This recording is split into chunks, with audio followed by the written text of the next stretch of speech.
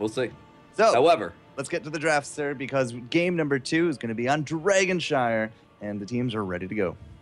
Yes, they are. All right, so first pick, first ban, gonna go over to Zeveron. Again, wow. Right? Yeah. No, first pick, sorry, that's Tryandesaurus. Yeah, okay, that makes more sense. I'm an idiot.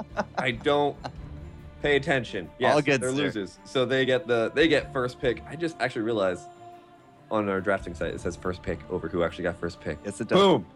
Observations. All right. Kerrigan gonna get banned out first here.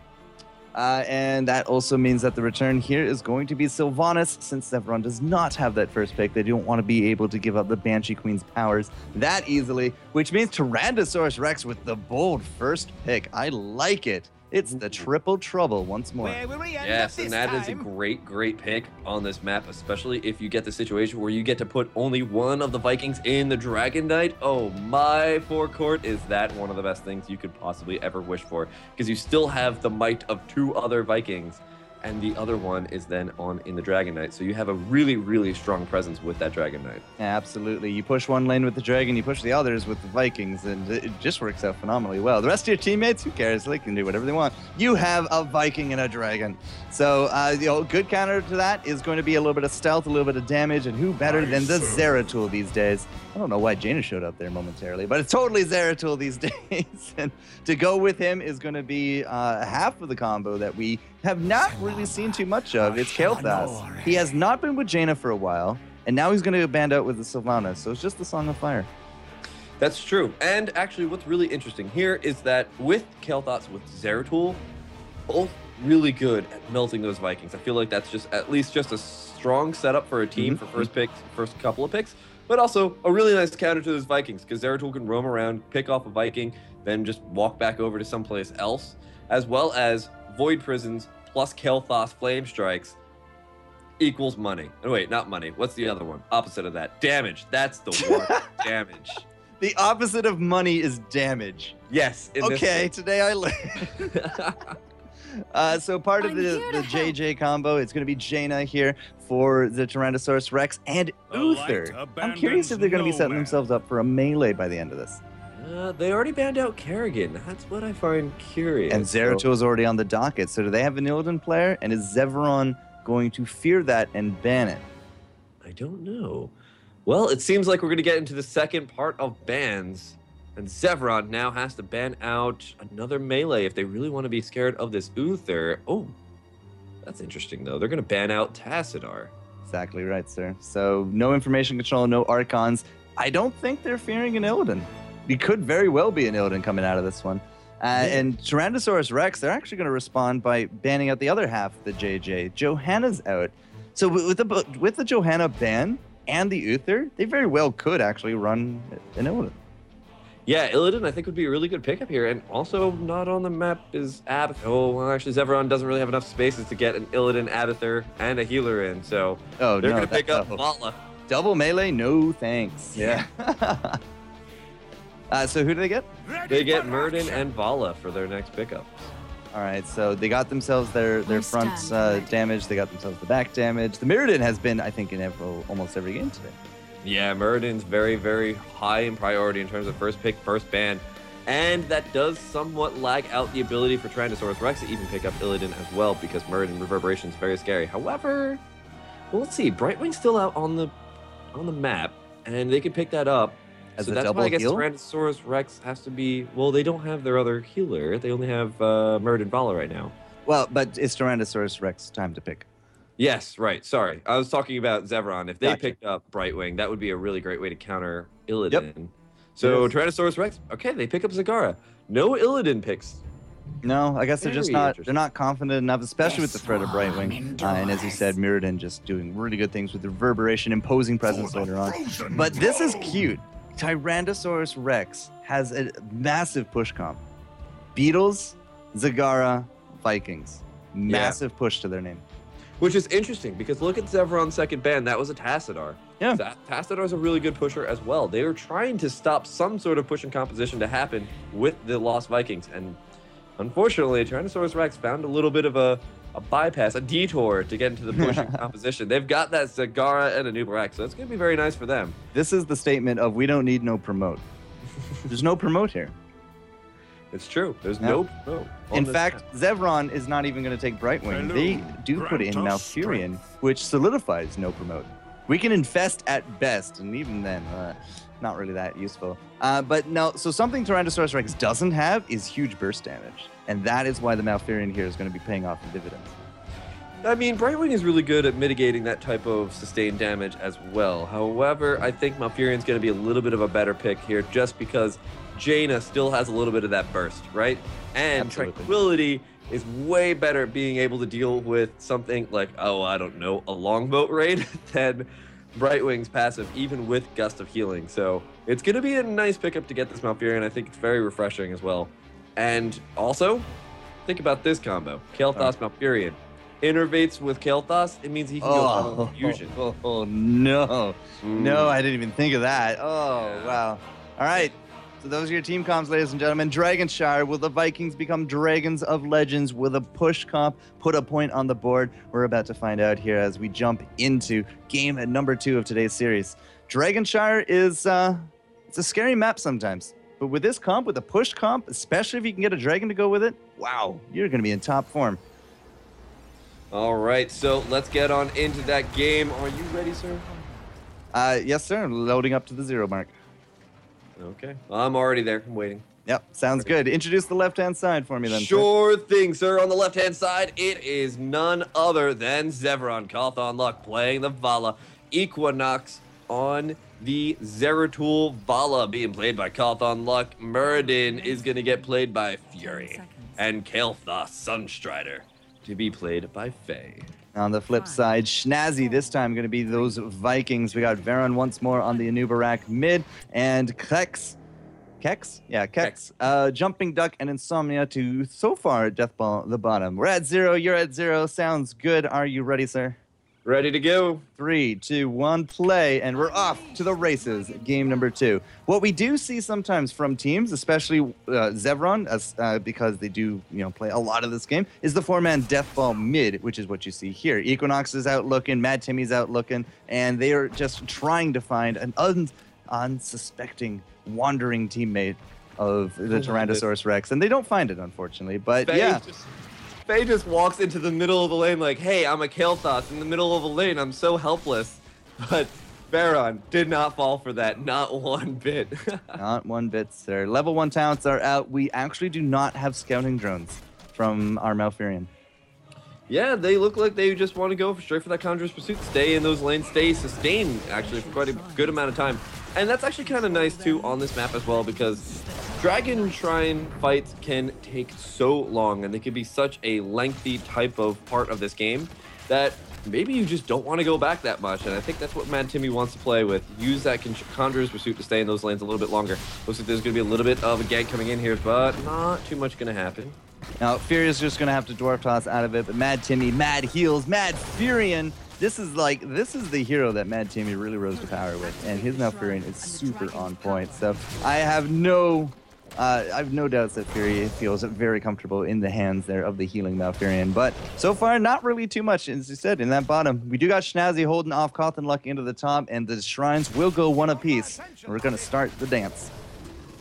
The dance begins of the shrines, the dance of dragons, as it were, because, well, guess what? It all ends up in a dragon in somebody's favor, but right now, not seeing really too much of an advantage either way. This is not going to be the map where it looked like where Zeveron in the first game was able to take such a huge lead. Schnazzy gotta get living bombed and taken down. Didn't have jump. In fact, well, we're not going to have that to level 7, so even with the level 4 coming out, it could have only been spin to win. A great gank there from the Kael'thas. Knowing that everybody is basically just holding a position into the bottom, it was a really nice opportunity. That said, it's only a quarter of a kill. It's not the end all, but already you see a good bit of difference between the teams in experience. That's true. Kex actually going to get locked up here and taken down, but Fury's so low. Insomnia can't put down the DPS, though, for that. They do have both the shrines, and actually nothing blocking Veron. Oh, wow. Second, not going to be able to do it. Okay, Tyrannosaurus Rex taking this game back in their favor. Oh man, if they are able to turn around this series and go to game number 3, I'd be so happy. Yeah, but that being said, it's a 2.5-minute Dragon Knight. It's already half dead. Fury, Equinox, and Faye are just absolutely shredding it. Football kick off to Equinox, so he's going to be okay. But what's Zeveron planning to do with this? Apparently Olaf once more is going to go into the void, and there's a kick on top of Cothenluck, but overall, not the best of dragons. Yeah, it actually really didn't do that much. They picked it up, and that was a nice steal, I guess. But unfortunately, you're right. There's not much. I mean, even with the first Dragon Knight, you normally try to get some towers down, but they're not able to do really that much here. Yeah, there was no kind of big pushes in the other lanes, at least in the top. Top was very much defensive. Bottom is getting good damage out of it, so we are taking the opportunity to split push into the other lane. And Mad Timmy, I mean, he might be really good at Malfurion, but he is just not going to be able to deal with that. Apparently the Vikings just absolutely continually want to die on me, and I haven't caught a single death on camera yet. I've caught a couple of them, but unfortunately there's nothing really to watch. Olaf now is going to take a good amount of damage here. Cothenluck is being just so aggressive. And that's exactly how you want to play against these Vikings. Putting them against Avala is almost suicide, and you need to probably just start trying to decide if you want to rotate away from that. Meanwhile, Zeveron, oh my god, in the mid lane, gonna get completely CC chain stunned and taken out. Wow. Taking out an Anub'arak is quite a feat. Yeah, and they played it out really patiently and really well. I was just top. How did... Eric's down. Either way, they've got a big steal coming into this bottom lane as well. These Giants are not even going to go the way of Tryandesaurus REKTS. They're a whole level down, and they are just continually losing out Vikings and Mercs and pressure. Yeah, this is a really, really awkward spot for them. Oh no, Snazzy yet again. Oh, they don't even have jump yet. Running in to re-engage. I don't know about this here, Balog. Oh, God, a double kill yet again on the Vikings. Yeah, could be a triple if Snazzy doesn't back that up right now. But you also see Zagara now rotating. He's going to go top, and it will be, I want to say, like a split soak here, but as long as Snazzy's up here, and Equinox is just going to continually hunt him down. Yeah, I'm really hoping that they're actually able to start making something happen here, especially with the Vikings. The Vikings really aren't doing that much. Thank God. Thank God. It's not going to die this time. Level 7 is achieved for the Rex, and let's take a look at some of the talents back and forth. We actually do have, the Lingering Chill, more of what you expect at level 1 for the Jaina, into the Envenom, the Frostbitten as well, so pretty kind of standard stuff there. It is a Regen Master for Zeveron. It's not a pure Beetles build, but he does have the 4 and 7 to go with it. So the Beetles don't do as much damage. He is a little more tanky, but overall, I mean, we've been seeing this time and time again. Yeah. Okay, well, okay. They've got the 3 people bot lane. Can they stop the dragon? Can they stop the dragon? They can't stop the dragon. There's no one becomes here. a dragon. Yeah, there's no one there. You're way too late to that party. And this is a much stronger dragon. That, plus we have no ammo in these towers, and there's no collapse. Nobody is coming from the other side.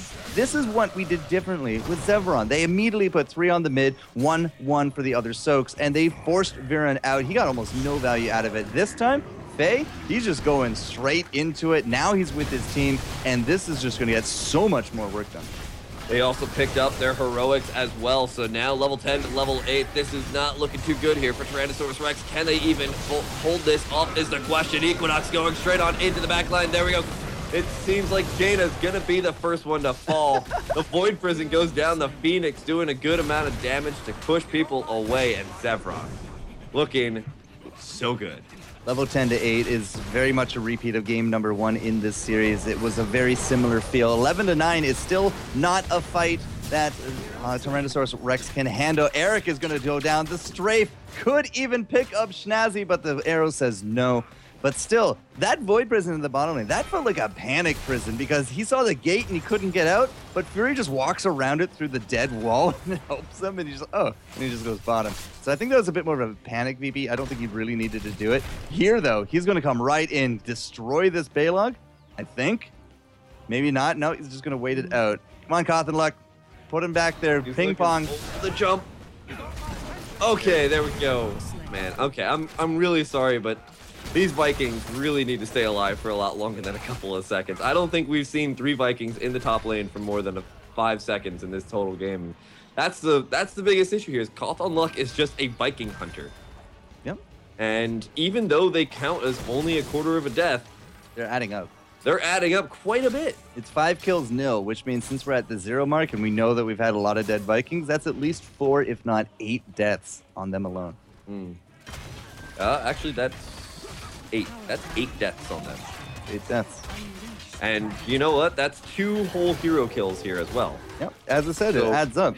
Yeah. As well, you're not soaking top nearly as well as you could, and they're also not split soaking whatsoever either. So this is like where you take advantage against the Vikings. You see your opponents go for Vikings, you just hunt them all day. You don't let them get that huge soak. However, there's the Void Prison coming down here. Kek's gonna try and run around to allow Uther and Anubarak be the first ones to take any damage as soon as that Void Prison comes up. But it looks like it doesn't even matter. Zeveron gonna just do so much damage here. Now we're split soaking. It's kind of funny. I just said that. But Snazzy is actually going to be split soaking. He has the mid, he has the top. And if Zeveron's not careful enough, yeah, Equinox, he knows what's up. There's not going to be a backdoor grab here from Snazzy, but I don't think Snazzy realizes Equinox is there. He missed the bomb. It doesn't matter. Equinox will get the point. Run, run, run. He has no bombs. He has no VP. Oh, but he's got a mount. He does have a mount, yeah. And that's going to be it for Balog. Oh my, Snazzy is in a lot of trouble yet again, and there's Olaf possibly gonna go down as well. Equinox just tearing these Vikings apart. Oh my, Did we not dear. take jump? I didn't see jump happen there. No. They okay, there's the might jump. have used it before. I didn't yeah, see there's it. jump. Yeah. So why not go for the hat trick? Snazzy is pushing top with these bruisers. That's to the credit here of the Tryandesaurus Rex team. But Equinox is just going to come right back in. There's the jump, there's the bombs, and I don't see Eric getting out of this one. Yeah, I don't see Eric going in. But I mean, at the same point, if Zeratul sits on this shrine, what can Snazzy do? So what was going on bottom lane while we were distracted? Well, there's no gates. The one set of Stone Bros finally is going to drop, but just damage, damage, damage. Eric will go the way of the curbside, and Equinox has taken both points. You see Cotton Luck, I think he's going to become the dragon as quick as he can. Apparently, Balog doesn't have what it takes either, and Snazzy, sure, complete the lemming cycle here. Why not? Why not? Oh, he's going to boat him! He's going to boat him! Boat is gonna win! Got him! Dragon Knight got lagged out long enough. Oh my god, that was a most comical set of events. That was just good. Still, dire straits. Bottom lane has been absolutely obliterated. Now Cotton Luck is a dragon, so this fort is not going to be looking at a long life. Yeah, this is going to be a really rough fort to really defend here, especially because the Vikings, yet again, are all split up. They're all kind of doing a different bunch of things, and they don't have a boat available either, but it looks like they're trying to engage here. Actually, look at the experience, you know, based on how this map has been going so far, it's really not that bad. 14-13. The Vikings are going to be able to dodge a good amount of damage here. Faye actually taking too much damage, going to go down here. Actually, we're seeing a pretty good engagement here coming out here from Tyrannosaurus Rex. The Divine Shield on the Jada, going to keep her alive for just a little bit longer. Oh, Kex, keep running, Kex. There's the ice. Oh, the Shrink Ray on the Dragon Knight, going to keep her alive. He didn't hit. Oh, okay, never mind. Jane is going to drop. Zagara actually will drop as the counter here as well. So they did get some pretty good kills. I got to say, the mob was really on point. It kept Mad Timmy down and wasted majority of that tranquility. That's really the only thing you can do to a tranquility at this point. But at the same time, as you said, there's no boat. I don't know where Snazzy's going. He's on the quest. Quest to death, I suppose. But at the same time, he has been pushing down the top as well. We're depleting a lot of ammo into that top lane. You know what we need to do? We need to tell Snazzy that Valhalla is not that great, because apparently he is very eager to send all of his Vikings to Valhalla as constant as possible. I just saw the chat react to the boat. The boat was amazing. Anyway, so we've got Fury and the rest of Team Zeveron. They're pushing down these lanes really hard. Oh, Kex has to get away from this situation. Equinox, though, taking a good amount of damage, but Kex still gonna fall here. The boat is back up. Snazzy is missing. Balog, though, has to reconnect all of the Vikings, and actually, in order to engage the boat, the longboat raid, one of them's gonna go down here. Nobody was surprised that day. Snazzy gonna get immediately knocked out and taken out so quickly. Wow. Yeah, that boat did not last. Roots are coming out with those tenacious level 16 upgrades. Snazzy is gonna go the way of the dodo, and 16-14, lots more death for breakfast. 11 kills to 2 overall, Mr. Sham 2. It's just a really ridiculously good game for Zeveron. And let's not actually count how many real Viking deaths that was. It's almost starting to become like rewriting history of how many Vikings are dying here. Meanwhile, the keep in the bot lane gonna get bombarded by 2 sets of siege giants here, so that's gonna be too much damage for that keep to even endure. And oh no, it's actually gonna take out the healing well as well. Oh, Kex didn't land the Frostbolt. So very close. We even threw out a sprint trying to chase down Mad Timmy, but didn't get anything for it. And as you said, the bottom structures are just no longer there. And yeah, 17-15. It's kind of funny that it's only 2 levels between the teams, but these are becoming very important levels as time goes on. Yeah, very much so. Level 16 is absolutely massive here. We've got the Stone Skin on the Zeratul, which we've been seeing a couple of times, but still always kind of catches me off guard. Entangling Roots is actually going to be targeting the Tenacious Roots, as you were mentioning before, which is so incredibly important. Lags out those opponents for just a little bit longer. We just need to soak to the 16. That's all we need to do. We still have a chance here from the Tyrannosaurus. I gotta say the Maws have been pretty on point. They have actually negated a lot of the healing here from Mad Timmy. There goes Zagara. Oh dear. Yeah, I was about to say, you're talking about Maws, but unfortunately that Zagara just got demolished. Demolished. And there's the Dragon Knight now pushing down, and they can go straight on into this mid lane. They've got no Zagar to really defend this with the Roaches, with the Hydras, which everything else the Zerg army has to offer. And oh me, oh my, Equinox in that Dragon Knight doing a good amount of damage. They even have a wave with them. You just need 16. Just need 16. Get to 16. Soak to 16. And it's just on the cusp. That's the worst feeling in the world. Finally, we have the pension for fighting. We have the permission. We got the boat ready to go. Maw is coming back up. There goes the Phoenix. But still, the keep is just looking like it is toast. Equinox with one more shot. The frost shot. Damn, Snazzy needs to jump. Oh, he got the Norse Force off. So very close. I'm not sure it's going to be the same for Keck, but the Divine Shield will save him out. Unfortunately, that's the Divine Shield now spent, and the Shrinkway comes in. What a cute Edo Dragon. But I think this could be the death mark, sir. Yeah, I think this is going to be the death mark. They are losing so many heroes here, and Equinox now going straight in on the core. Can they actually end out the game here? It's getting so incredibly close. That's a one-man boat. Maybe. It's a canoe. It's a canoe. The saddest boat there is. Only one person paddling. It's not going to do that much. Oh, man, Insomnia in the backline. So incredibly hurt. Mad Timmy pops the Tranquility to keep everybody alive. Baron taking a lot of damage. There's the Tenacious Roots to lag him out for a little bit longer, but the core 50% and falling. Can they keep this alive? Insomnia gets Void Prison 20% and falling. They're going to be able to do it. Zeveron takes game number 2 here in a 2-0 victory. Congratulations to Zeveron. They have made it into the top 8, and they will be returning to stream next weekend with the top 8 playoffs in the Burbank casts, hosted out by the ESL Studios. And that is a pretty big deal, if I do say so myself, my friends, because now they are going to be dealing with just guaranteed cash money prizes. Cash money. Always the best type of money. And yeah, that's going to be great for them. They're going to move on ahead to the round of 8, and that's going to be really exciting. Again, ladies and gentlemen, that's going to be next weekend. So do yourselves a favor, follow at Blizz Heroes to follow up for all those updates for what's going on in Heroes of the Storm, as well as the road to BlizzCon. Meanwhile, FourCourt, we're done tonight. We are done. Yeah, it's a sad moment when you realize that we have no more games for tonight, but we were lucky enough to cover 2 round of 16 games today. So I feel pretty honored that Zeveron came to us and said, hey, we want you to cast these games. So big thanks to them for the replays. Congratulations on the wins. Hopefully we'll see Tryandesaurus REKTS again, because they got all the way to top 32. They got to top 16. They go home with 300 cash. They can do that again as well in our next qualifier. So guys, just dust yourself off, practice, practice, practice, use that cash, learn some heroes, come on back, because we'd be absolutely honored to see you again in the August qualifiers. Only if you come up with even better names than Tyrannosaurus REKTS. It's pretty hard to come up with better than that. No, I believe that they can come up with better names than Tyrannosaurus REKTS. Even though that is a top tier name, I'm going to push them to go above and beyond what they already do. Doing the Lord's work, Shamsi.